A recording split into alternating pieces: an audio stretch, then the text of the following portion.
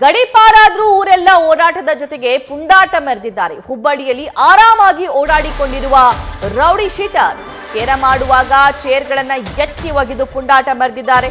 ಹುಬ್ಬಳ್ಳಿಯ ಗಿರಣಿ ಚಾಳಾದ ಸಮುದಾಯ ಭವನದಲ್ಲಿ ಆಗಿರೋ ಘಟನೆ ಇದು.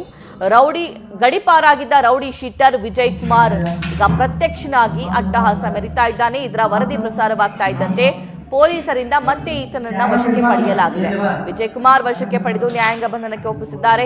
ವಶಕ್ಕೆ ಪಡೆಯುವಾಗ ಪೊಲೀಸರ ಜೊತೆನೂ ಕೂಡ ಈತ ಅಸಭ್ಯವಾಗಿ ವರ್ತನೆ ತೋರಿದ್ದಾನೆ.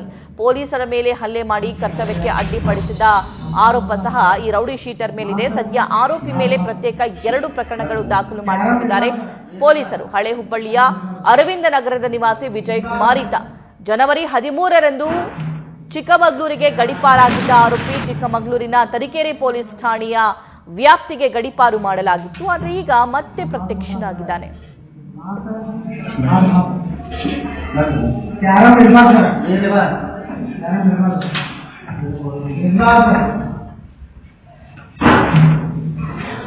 ಕೇರ ಮಾಡುವಂತಹ ಜಾಗಕ್ಕೆ ಬಂದು ಈತ ಚೇರ್ಗಳನ್ನ ಎತ್ತಿ ಎಸೆದು ಅಟ್ಟಹಾಸ ಮೆರಿತಾ ಇರುವಂತಹ ದೃಶ್ಯ ಗಮನಿಸಬಹುದು. ಈ ಅಟ್ಟಹಾಸ ಇಲ್ಲಿಗಷ್ಟೇ ಸೀಮಿತವಾಗಿಲ್ಲ. ಪೊಲೀಸರು ಈತನನ್ನ ವಶಕ್ಕೆ ಪಡೆಯೋದಕ್ಕೆ ಬಂದಾಗ ಅವ್ರ ಮೇಲೂ ಕೂಡ ದರ್ಪ ತೋರಕ್ ಹೋಗಿದ್ದ. ಹಾಗಾಗಿ ಬಾರಪ್ಪ ನಿನ್ಗೆ ಸ್ಪೆಷಲ್ ಟ್ರೀಟ್ಮೆಂಟ್ ಕೊಡ್ತೀವಿ ಅಂತ ಅಂದು 2 ಪ್ರತ್ಯೇಕ ಪ್ರಕರಣವನ್ನ ಪೊಲೀಸರು ದಾಖಲು ಮಾಡಿಕೊಂಡಿದ್ದಾರೆ.